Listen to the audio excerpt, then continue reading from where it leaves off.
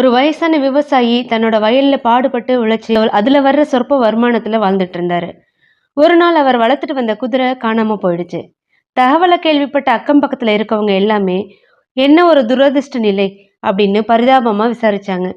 அவங்க எல்லாரும் விசாரிச்சதுக்கு இருக்கலாம்னு ஒரே வார்த்தையில பதில் சொன்னாரு விவசாயி. அடுத்த நாள் தொலைஞ்சு போன குதிரை தன்னோட 3 குதிரைகளை கூட்டிட்டு வந்துச்சு. இது ஆச்சரியமா பார்த்த அக்கம் பக்கத்தினர், நீ ரொம்ப அதிர்ஷ்டசாலி, இப்போ 4 குதிரை உனக்கு கிடைச்சிருக்குன்னு சொன்னாங்க. இப்போ தனக்கு கிடைச்ச அதிர்ஷ்டத்தை பெருசா எடுத்துக்காம மறுபடியும் இருக்கலாம்னு ஒரே வார்த்தையில முடிச்சிட்டாரு அந்த விவசாயி.